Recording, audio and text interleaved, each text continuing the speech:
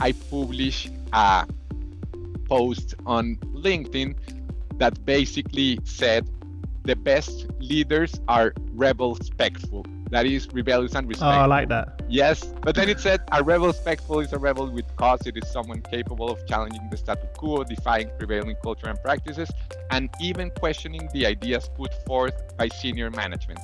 They blend rebelliousness, passion, and respect so well that they not only manage to survive, but also drive organizational change. And these are the individuals who truly make a difference.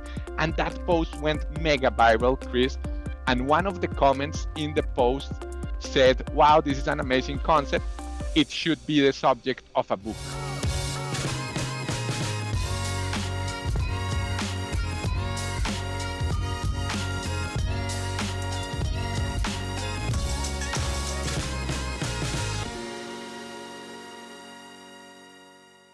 Juan Pablo, welcome to the show. How are you, my friend?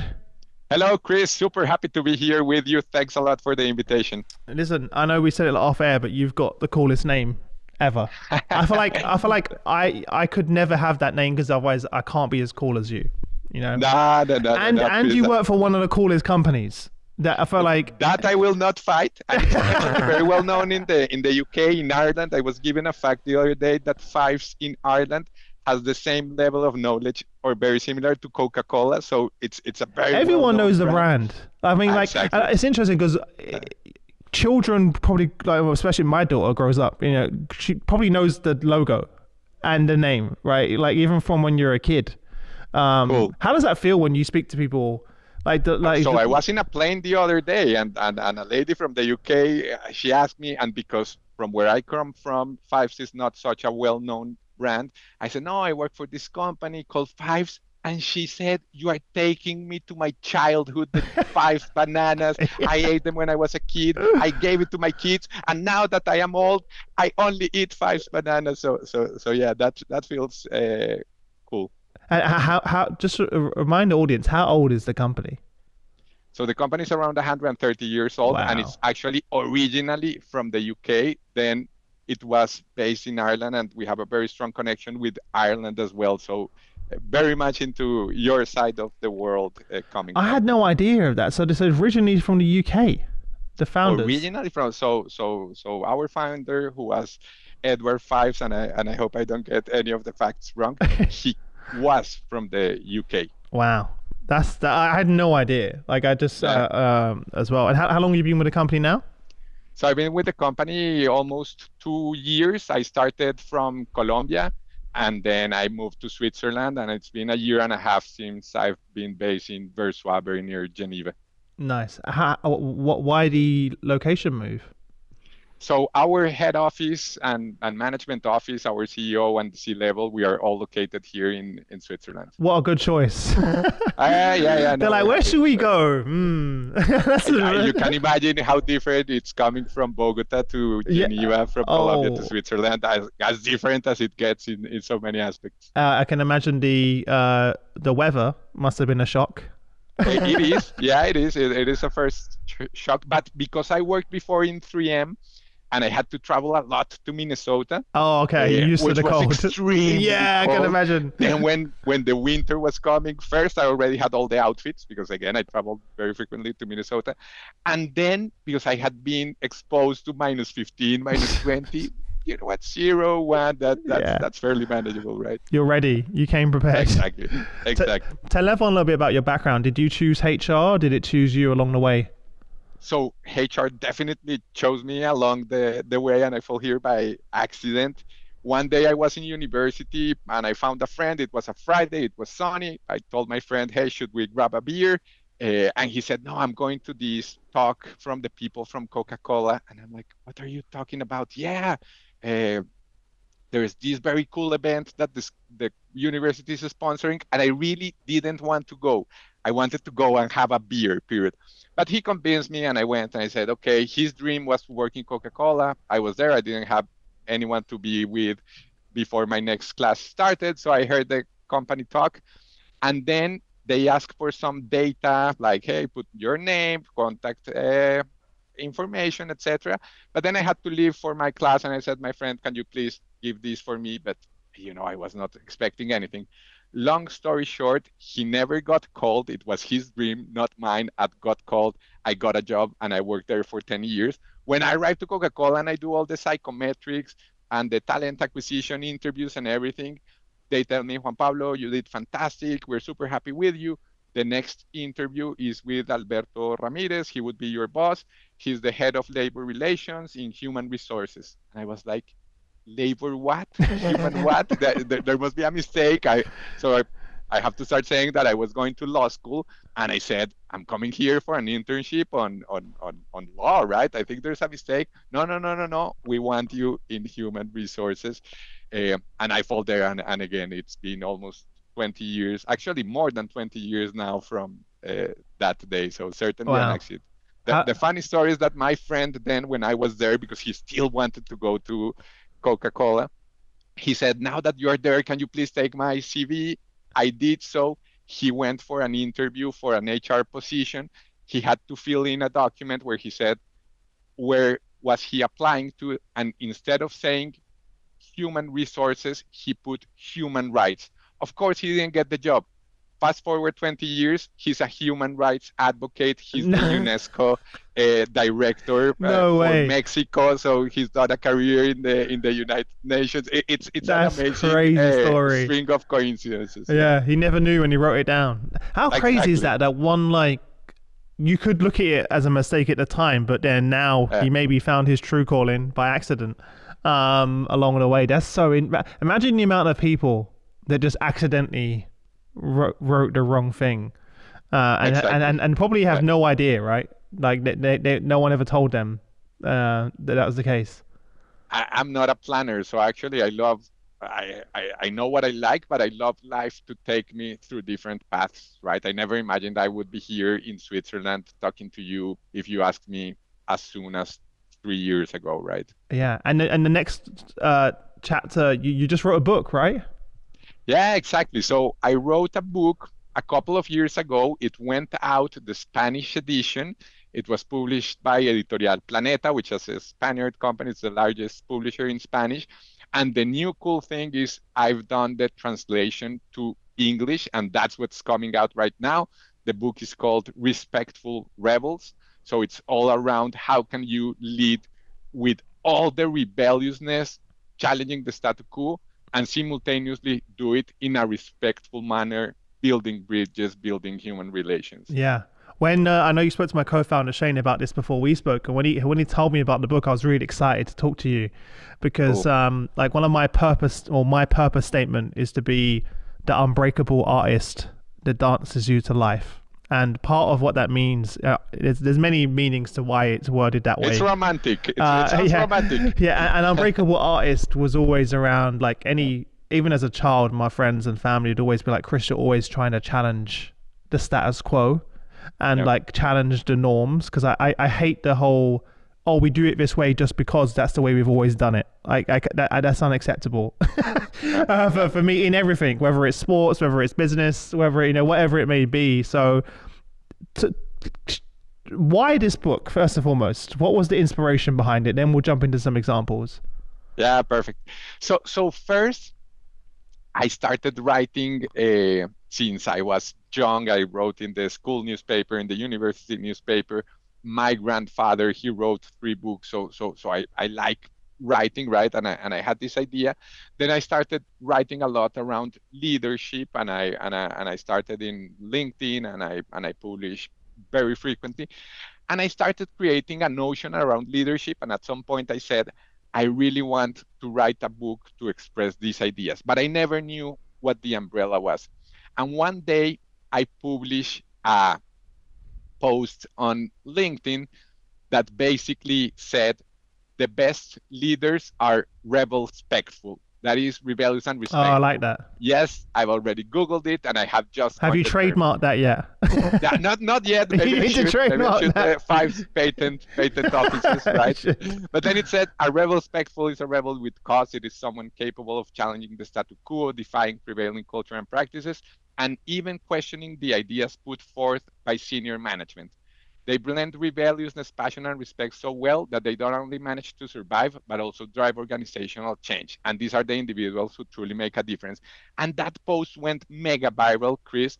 And one of the comments in the post said, wow, this is an amazing concept. It should be the subject of a book. And then I said, you know what? This is exactly everything that I've been saying about leadership. Sometimes I incline more on the respect side, sometimes I incline more on the rebellious side. But the real challenge and game changer is how to mix both concepts. And that's what ended Love up it. bringing the idea of the rebel You know what you spectrum, should right? do, like as a really cool marketing thing, is when you release the English version, is to take a screenshot of that person's comment and then tag them in LinkedIn and be like, "Here's the book." That's gonna be amazing. Yeah, yeah. You got to do that. Or if you can find, is it a LinkedIn comment? It is a LinkedIn Find the comment. I can LinkedIn find it. comment, Yeah, yeah, yeah. I will screenshot do that. that, add that as the That's picture, and then put a link that's to the such a cool book. idea. And then people I like, no one's done that. Like, I do that in the introduction of the book. So I put all the introduction. At the end, I tell this same story and I say the post went viral with one comment standing out, patent the concept. In fact, it should be the subject of a book. And I put, and so it was, right? yeah, But nice. putting the image in LinkedIn, that's going to be a And if that cool thing person's for still them. there, tag them. Like, I will. I that would will be certainly. cool. I will That would be certainly. really Yeah, cool. yeah. So, Good marketing ideas, Chris. yes, my brain. That's how my brain's always thinking. Could you share an example of a time when rebelling against the status quo has paid off for you, or Yeah, some of the people that you interviewed and researched for the book? yeah, absolutely, absolutely. So there's many, and I think you can find both mega big dramatic examples as well as just when you rebel for the small things. One that I can share specifically about my career. So when I started in 3M, so after Coca-Cola, I went to work for a Colombian company called Alpina. It's a dairies company, and then I went to 3M and I started as HR vice president for the operation in Colombia, which for the big picture of 3M is a very small operation. Typically in Latin America, people that know well organizations there, they know that the big players are Brazil and Mexico, right? So if you do grow in your career in Latin America, typically where what you aim is one of these two countries. At some moment, the position for head of HR for Latin America was open, and again, the natural step would have been for one of my colleagues in these two large operations to take the role. And I sent an email to the manager of that position that said to the big decision maker that said, letter to Santa. And it was literally my letter to Santa Claus saying, hey, I know this position is open. I've been a good boy and I would really want to get this. I'm prepared and it's an opportunity that I've been looking for. So that was in the morning, then no answer. And then I was like, oh my God, did I just went too far? Was that not professional enough? Was that too aiming too high? And then in the afternoon, I received an email saying like, ha ha ha, this is the coolest email ever. I will make sure that I will be a good elf and make sure that Santa receives Get your message. your Yeah. email. 20 days later, I was interviewing for the job and I ended up getting it, which was a huge jump in my career. From there, I took a global role in 3M and then here in Fyffes, we're having that conversation. But I put this example because it was rebelling against the status quo. It was rebelling against the typical path that someone can have. And it was rebelling against what people might think and doing things in a different way, right? I see it as a rebellion against the circumstances or the normal circumstances, if you allow me to put it that way. That said, I've been very rebellious. Let me just show you something very fast here. Again, it's the little and the big, but for those that are watching, Oh, I'm nice. showing the wall in my office, which is full of cartoons. I love doing cartoons. Is that you that drew all those? Yeah, so That's there's like amazing. almost 200 post-its with different Caricatures. cartoons and Yeah. it's the authenticity, right? Which I think has marked the difference. If I think something, I will say it again, in a rebel respectful manner, right? So as rebellious as possible, and simultaneously in a constructive way. How do you? I'll share an example of myself of my career, and then what I'd love your advice on for people and for everyone listening is how you do it in a respectful way, because that's the part that I've struggled with in the past. So when I was first 10 years of my career, I was in sales, like a high pressure sales environment, and we had a way of selling, a way of pitching, we had a sales process, etc., and it was like 20 years out of date, right? Like it is like so old school, like, and but your KPIs were directly linked to that way of selling, i.e., 200 calls a day, 3 hours on the phone, etc., etc. Whereas a first example, I started social selling, so on LinkedIn. So whilst everyone else was doing 100 calls, I was sending CHROs messages on LinkedIn and connecting directly, and so I was only spending time on the phone with qualified buyers, right? But because I didn't hit these numbers, even though I was doing 4 times the sales of the average salesperson, I was kind of penalized by my boss saying, well, you're not hitting You're not following the process. Yeah, right. And you're not hitting the KPIs. I was like, yeah, but what's the main KPI? Sales. So how can you complain that I haven't done as many calls, as many hours? I don't need to do that many hours and that many calls because I'm only speaking to qualified leads, right?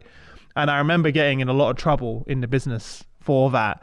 And I was like, wait a minute, I've just like quadrupled my sales and now I'm in a meeting, disciplinary meeting, because I haven't hit my numbers. That's kind of one example. Not doing things how they are supposed to be done. Yeah, because I wasn't following the process. And I was like, but the process is like, what are we measuring? Are we measuring numbers or are we measuring the output? Like, what do you, like, isn't the most important thing the sale? And even after that, for many years, like I was still like pressured. You're not doing 200 calls. You're not doing 2 hours as well. So how do you like challenge the status quo with when you have leaders that are still like following outdated methodologies or processes? Yeah, exactly. So as they say, there's no one size fits all. Let me tell you how not to do it, right? You can be mega rebellious and come back and say, like, you guys are idiots. You are not seeing the value that I'm adding. Those KPIs are so dumb, right? You're not getting the point. How can you penalize me for this? So you can go mega rude with all the good arguments, right? So I think this is a very clear example that you were doing the right thing. But here is where, so I would encourage you to have the rebellious equalizer, keep it at max, right? So I would never tell you, hey, you gotta be less rebellious. Don't change the way you're doing because you will risk your job or you are not compliant. So keep the rebellious equalizer as high. I think the trick is how do you elevate your respect equalizer, right? I like this concept of respect and rebelliousness. It's not a dial that you turn from one to the other, but actually two equalizers. So how to raise your equalizer?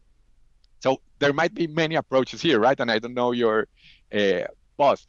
One is have a constructive conversation, explain what you're doing, ask him, hey, give me the opportunity for 4 weeks or for 6 weeks to show you how this is working. Try to find middle ground to a certain extent, right? If at the end you have your rebelliousness equalizer to the top and with your respect equalizer to the top, it's still not working, and your boss comes and says, you know what, I'm really sorry, but that's not the way we do things here.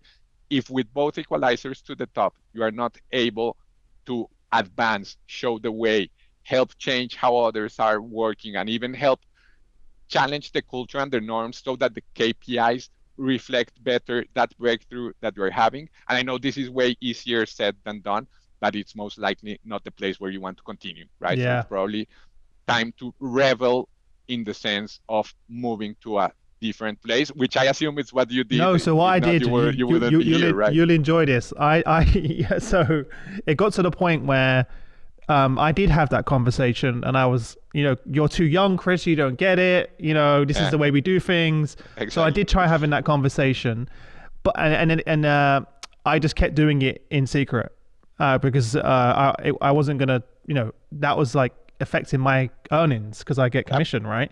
And then what ended up happening is the rest of the sales floor started using my methodology. Amazing. And my pitch, and then it kind of became almost undeniable, right? And then this is extreme, but I'm telling you the honest truth. I had a conversation with my boss's boss, and it was like, hey, I'm leaving the company because I can't keep working under this leader. The only way that I'm going to stay is if you give me that person's job. And they did, and they got rid of my manager. So I felt like kind of bad, but not at the same time, because I had multiple occasions approach this, and also the numbers are the numbers.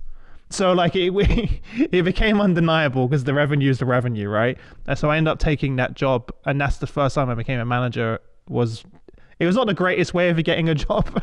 But I love it. Because I think the missing element here, and what would have shown how much of a rebel spectful are you or were you or weren't you, is what if that hadn't worked out? So you would come to the manager, to your next level manager, say, hey, I'm leaving because this is not working. And the only way I would say is if there's an opportunity for me to take this role. You got it, which is fantastic. If the person would have said, then we're really sorry, you're leaving. Okay, thanks a lot. I learned a lot. I leave, right? If you are like, then you take out the machine gun and everybody's an idiot here, and it becomes a mess. Then you're not playing the rebel spectful card. But I talk a lot about ambition in the book, and actually one of the chapters is around taking away the bad reputation of ambition, right? So I talk about this ambition with purpose, right? So it's not ambitious like hitting everybody and killing everybody. But I believe if you want to grow, and you want to grow fast, and you want to make a strong career, you gotta be ambitious. You gotta express what you want. You have to be very direct in what you expect. You don't have to have other guess that for you. And if you don't get something, worst case scenario, you will sleep at ease knowing that you did everything that was in your hands to get something that you wanted. Like you wanted your boss position, and you went for it. And you had given him the chance to show him to everything, and the guy was being an idiot. So I support what you did. Yeah. How do you I realized that the culture that I was in that organization didn't accept the rebel culture or the rebel. It's to the point where I used to hide a lot of even after this experience. I'll give you another example, and I'd love to hear your approach of how you'd approach this. It was we were still doing invoices, and we had a team of 20 people chasing invoices in the finance team. And it meant that the 300 sales executives would wait weeks and months to get our commission. So, and that was a big, all of my team that I led, they would complain, Chris, where's my commission? Like, you're my manager, where's my commission, right? So I brought that to the management team and got told, this is the way we do things. And I was like, but this doesn't make sense. Like, surely the business cash flow, it's not healthy for the business. And they were like, Chris, I was like 19 years old at the time. I started there at 17 for context. And they were like, you don't get it. So what I did with one of the IT managers is built a payment gateway without any permission from with one of the first online payment gateways with WorldPay, so that I could take credit card payments. Didn't tell no one else in the business. And then we implemented it, me and someone in the IT team. And that meant that those 20 people lost their jobs, who were manually collecting invoices, and we could all instantly get our commission because it was all credit card, right? Yeah. And the cash flow of the business. And I presented that to the management team at an offsite meeting in Miami, of all places, and half the room were outraged and wanted to cut my head off because I went above their heads. And then the CEO and founder was like, amazing, you've just saved me 300,000 in salaries and increase the cash flow. But I remember getting pulled into a meeting by my boss, and I thought I was going to get congratulated. And it was, if you ever do that ever again and don't ask and go above me, this will be your last day in the company. So how do you continue to be a rebel in an environment that you don't have that psychological safety? I think you gotta take risks, right? I think you gotta.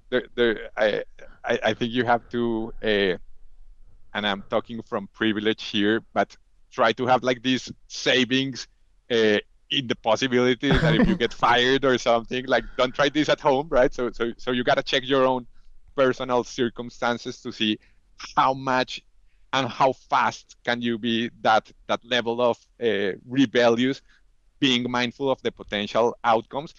Typically in the work world, being getting fired, right? Unless you go to rebellious and you do something inappropriate and it becomes legal, which fully out of scope, and do not try it or do it. That said, yeah, you gotta have your risk appetite. What I've seen, Chris, is when you do things and when you make your best effort to connect the respect with the rebelliousness. So in this example, and just using the case that you said, if you would have somehow given visibility to your boss, not visibility, not ask for permission, right? Which is very different. Hey, I want you to know I'm going wrong, I'm doing this, right? So which are the stakeholders that you have to keep connected? Sometimes it helps in certain circumstances involving others, right? You don't need to have all the credit. Yeah. But you got to read the context, because sometimes, if you involve the others and it's a culture like the ones we've been talking about where you will get pushed down, then sometimes you got to go a bit rogue and make the change happen the way you did. When I started here at Fyffes, just to share an HR example around this. So we had, for our performance management module, we were asking, so I started very much when the process was taking place to close the goals for the previous year. This was a couple of years ago. And I found out in one of my first days that we were asking people to fill both an Excel file with like 20 columns, mega detail on a lot of things. And then, because we work with Oracle, we were asking people to put the goals in Oracle. At that moment, we did not have the full performance management module. So it was a complete repetition for people to, the way I said to my boss is, this is why people hate HR, right? Because we are asking them to do a lot of things. So what we did is, we're going to finish this year with the Excel file. We're not going to ask people, and we're going to implement the right Oracle module on performance management. So we mega simplified the Excel file from 14 columns, we moved to 6, so something much simpler. And then next year, meaning last year, we had the full performance module and a very different user experience, and people were grateful that we made that change, right? So it depends on the point of your career. Of course, I'm the CHRO, I can make that call and have the support to make it, but it's in everything. Yeah. It's interesting because like we talk about all these advanced things like AI and all this other technology, but it's those small things that drive people crazy. It's the basics. It's the basics. Like, don't forget, before you look at any shiny new technology or things like AI, like, is someone having to put something in an Excel and then put it in the software? Like, that's going to drive someone crazy. Like, day to day, it's such a waste of time. To be able to do that. I kind of still see the things with the doctors in the UK. If you ever go see a doctor in the UK, they have a folder that they have to write all of the information in, and then they take the folder, and then at the end of the day, they have to write it in the computer. And it's such a waste of time. But that's just because the way that they do it. And I'm like, and I always ask every doctor, like, they're like, Chris, like literally I could see 5 or 6 more patients a day if I didn't have to do this information twice. It's crazy. When I was in the process of being hired by 3M in Colombia, so I went to the offices in Bogota, and I had already submitted my CV. I had uploaded it in their platform, everything. And when I arrived to sign the contract, the HR business partner that was going to be part of my team, she was like, okay, Juan Pablo, now that you're here, I need you to fill in this and this and this. And then suddenly I had like 10 papers and I'm like, I have already given the company all of this information. This is so dumb. So I told her like, hey, this is stupid. No, but it's the process. We have to do it like that. So I did everything. I completed everything. And when I signed so the last part was to sign the contract. In the moment I put the signature in the contract, I told you, hey, you know what? As your new boss, I am now giving you the formal. I did this laughing, right? Which is something that also helps. It helps. This is in my experience, right? To do things in a kind and fun way. But I said, I'm here, and it was true. It was funny, but it was true.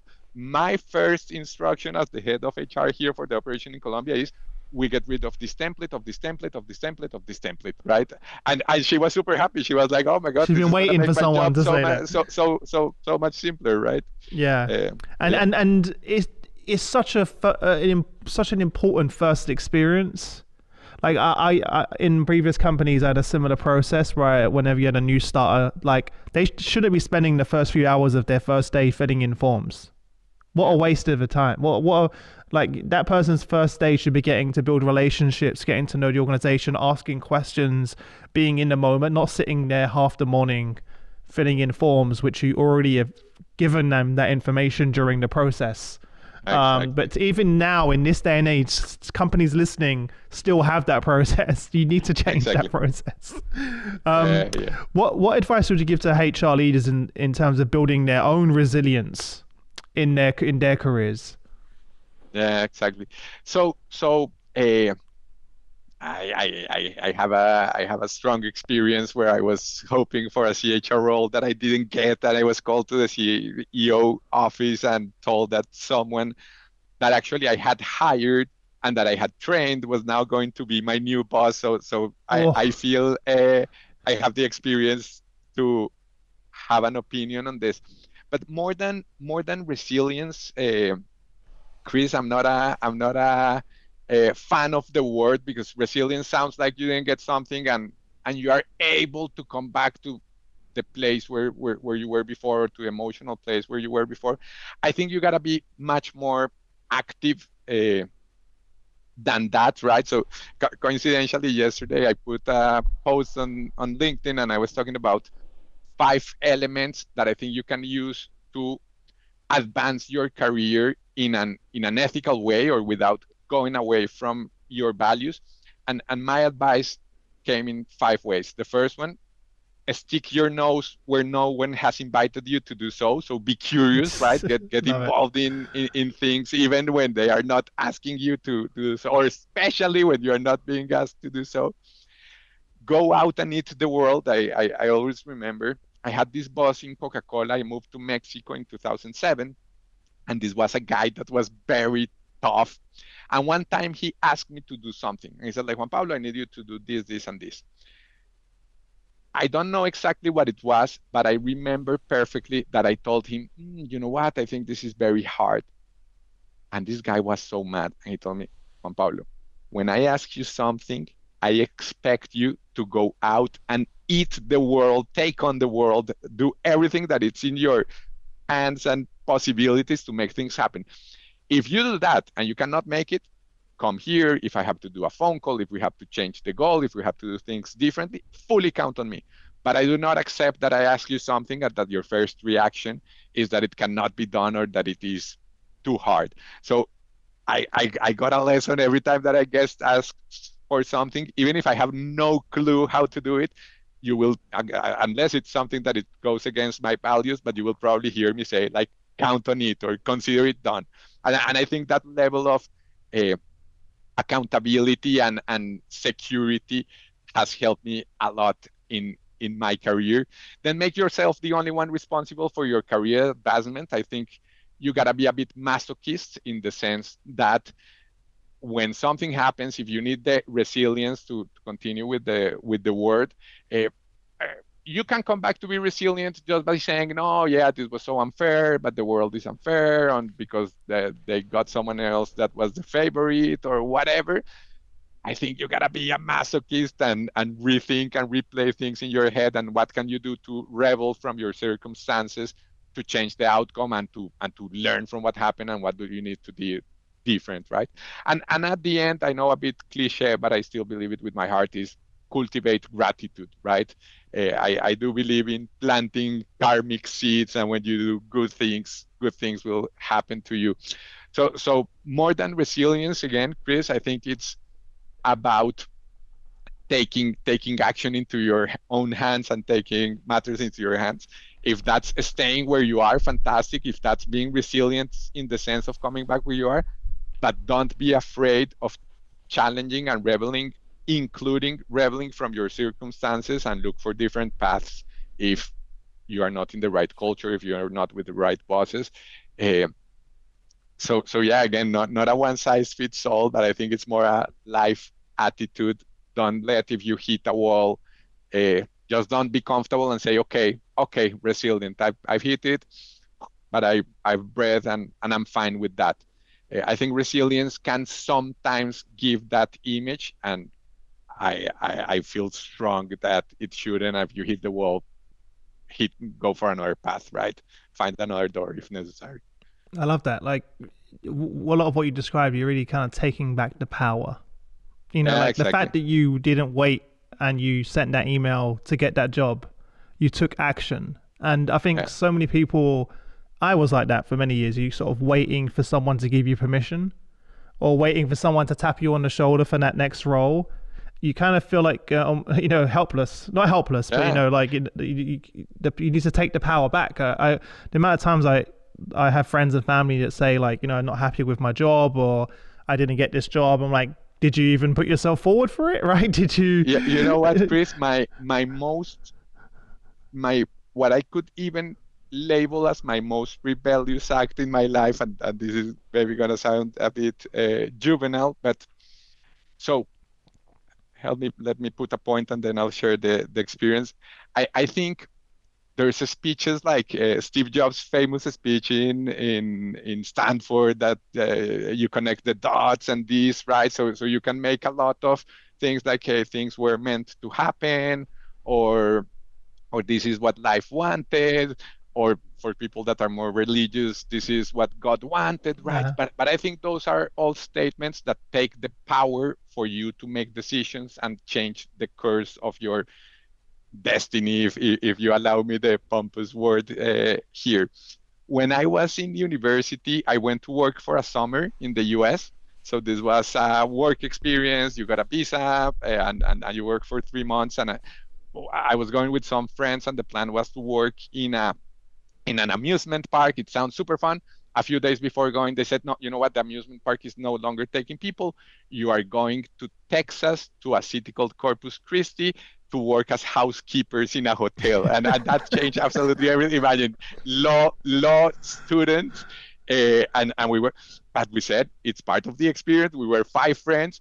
We went there, and my job for a summer was literally cleaning bathrooms, making up the beds, etc. Even though my wife doesn't believe that out of my making the bed skills that I have today. And then we got a second job because the plan was to make as much money possible in a period of 3 months. And I got a second job in a restaurant, and I was a busboy. I just had to pick up the dishes when people left. It was very easy. I put them like in a metal tray and took them. And there was this dishwasher. He was a Mexican guy, and I always said like, wow, because he had a mount of plates all the time, all the time, all the time. I said, wow, that's such a hard job. I feel bad for this guy. One day the Mexican guy didn't show up, and the restaurant manager, I think maybe out of stereotypes, she said, ah, this guy is Latino also, he's probably gonna be good at washing dishes. So she said, you gotta put the apron and wash. And I was like, no, please, no, no, no. And she was like, no, you have to do it. So I wore the apron. I started, and the mount just became the Mount Everest of dishes, right? It was a mess. Like all the logistics of the restaurant, there was this beautiful waitress. Her name was Chrissy, and at the beginning he was like, "Hi, Juan Pablo, we are not having enough dishes to serve the plates or whatever." 3 minutes later, he was like, "Juan Pablo," and I felt so stressed. I think it's stupid, but it's the time that I've been the most stressed in my life. So I went to the manager's office. There was a little office in the restaurant, and I told her like, "Hey, I need you to please change me either to my other role or to something different. I do not have the competences for this role. And she said, no, you got to stay there. So I said, you know what? Then I quit. And she said, are you saying that this will be your last night? And I was like, no. I took off the apron. I said, no, I'm quitting right now. And I put it in her desk and I left. Again, it was at the time I felt like I was the worst person in the world. I was not following the values that my parents had taught me. Right, the restaurant would become a mess. Of course, then I learned that 5 minutes later everything was perfect after I was gone. But honestly, nowadays, 25 years later, I I see that moment, I replay that movie in my head, and I hear it like with the Eye of the Tiger song from a Rocky movie, like I'm leaving the restaurant, like I took action into my own hands. I was being fully miserable, even if it was minutes, even if it's something dumb. I made my best. I spoke with the manager. Hey, please give me an opportunity to be in a different role. She refused, and hence I left. So again, talking from privilege, it's not always that easy. I didn't have Sure. kids. It was just a summer job, etc. But conceptually and directionally, I always try to remember that story because you gotta rebel when things are not working. The respectful thing, do your best to change the course there, try to mitigate potential damages, but keep rebelling. No, I love that. Keep rebelling. You got have you got the Keep Rebelling merch?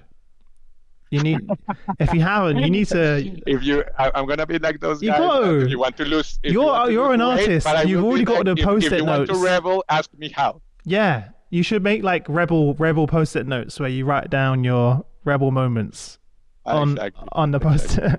post-it. Yep. In your career, what are some of the moments on that point that kind of people along the way that have impacted your career, like special moments or people that you've encountered along your career that's really that's fond in your memories that's impacted your career? Yeah, exactly. So maybe a couple fast from work and a couple fast from out of work.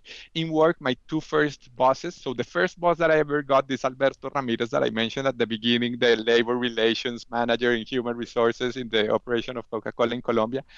He was the most respectful guy I've ever met. Like at that time, he would call me to my office when you still used phones in the offices, and he would be like, "Hey, Juan Pablo, do you mind if I bother you with something?" And I'm like, "Yeah, that's why you You're like, pay you're my me for." boss. Yeah, Exactly, sure. you're my boss. You're not bothering me, right? Then 1 year later, I moved to Mexico, and I had this other boss that I was talking about. He was mega rebellious, the one that I said that go and take the world. He would call me to my office, same conversation. Juan Pablo, can you please come to my office? And I'd be like, yeah, sure, I'll be there in a moment. And let's say I was finishing an email or doing something, 10 seconds later, like, Juan Pablo, what part of now is not clear? I need you now, here, right? And this guy wanted to change the world and he wanted to do a lot of things. He was mega rebellious. So those two people, which happened to be my first bosses, I think like this famous book of Rich Dad, Poor Dad. Yeah, I yeah. am like rebellious boss and respectful boss because I learned so much from both, and that helped me shape my career a lot, learning from both. When I go out from the organizational realm, maybe two people. One is Tal Ben Shahar. So I had the opportunity. He was this famous professor, a Harvard professor that taught about happiness and positive psychology. And I had the opportunity to study with him in Massachusetts. That was in What did you learn 2016. from him? What was the So it was main a thing? certificate in positive psychology.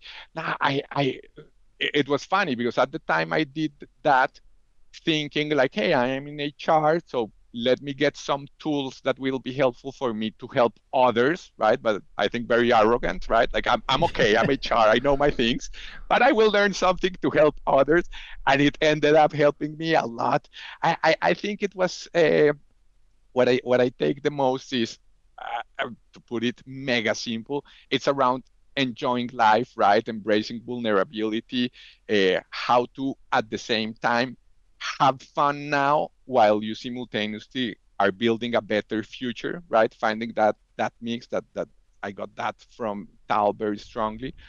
And more recently, and again connecting it to HR, I was invited to a CHRO summit in Dave Ulrich's home in Utah. Nice. This was a couple of years ago, and it was amazing. He's a legend in the HR field. I'm sure you know him well. Yeah, he's a good And friend. I'm being immersed in Utah in this environment with these great HR leaders. There were some arriving literally in their company jets and everything. It was amazing, and yeah, being there with Dave and getting his HR knowledge and being in his house, right? That it had a strong symbolic element. It was very powerful. What was your takeaway from that meeting? Like one thing that you So left with? it's actually, and I'm giving away a lot of topics in the books because coincidentally, Chris, at that time, like I had written most of the book, but I needed a grand finale and like to connect all the points of the book. And we were 2 days in his house, and the main topic that we talked was about navigating polarities, right? So contradictions. Mm-hmm. And at the end, rebelliousness and respect is a contradiction and a polarity on itself. So I took a manual on how to navigate these polarities. Uh, and I'm spoiler alert, that's what I brought to the book. So it gave me a lot in terms of navigating polarities, and selfishly, it gave me great elements to organize the ideas for the book. Dave's gonna ask you for a check now for some royalties. Exactly. I'm gonna send him He'll this get a clip. free book I'm gonna for send him sure. this clip. I will certainly pay him with a free book, and if he's kind, I might go for 3 books. Yeah. I know we're way over time already, but obviously HR is evolving so rapidly, right? Like it's crazy. We're even having conversations around AI, considering where we started and where we are now.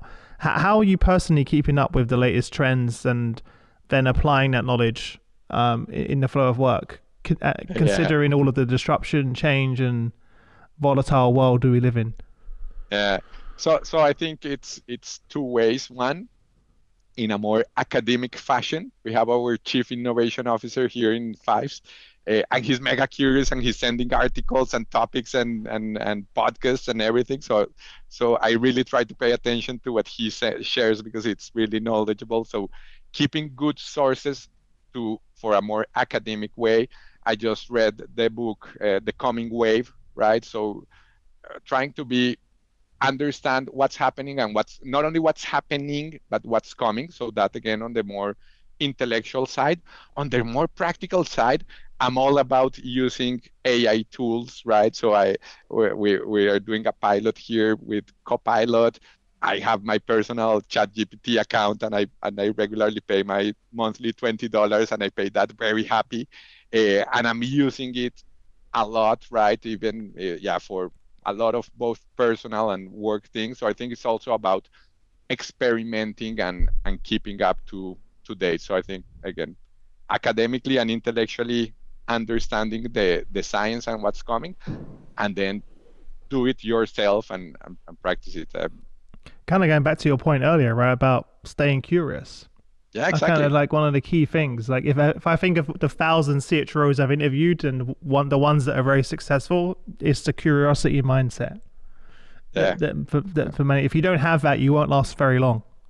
Yeah. You kind of constantly I, got to be I disrupting recently, yourself. because I was using AI for we had to draft some policies on some stuff, and this is the kind of things that something like ChatGPT will do it very easily for you, or will help you a lot, right? And you gotta change and you gotta Sure. organize, but it's a great starting point.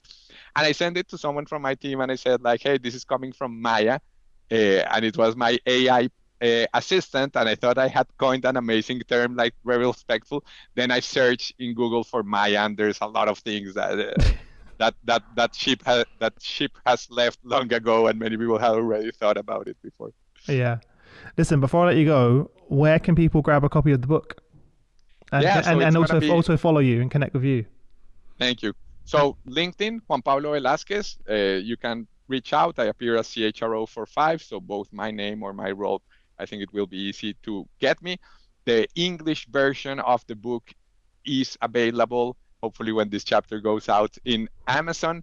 The Spanish version is also on Amazon. It's in all libraries in Spanish, also Kindle, audiobook.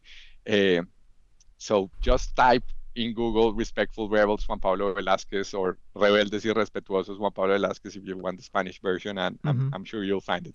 Amazing. And for everyone listening, wherever you're listening or watching, we're going to put the links in the description. So to make your life very easy. So wherever you're listening or watching, if you click a link in the description, make sure you go connect on LinkedIn.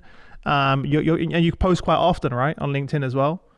I do, Chris. So that's probably for another podcast, but let's keep it in. I do it okay. regular to share thoughts and ideas. Amazing. Well, listen, it was a pleasure having you on the show, and keep up the amazing work, and look forward to chatting again soon. Thanks a lot, Chris. Really appreciate the invitation and hope we stay in touch.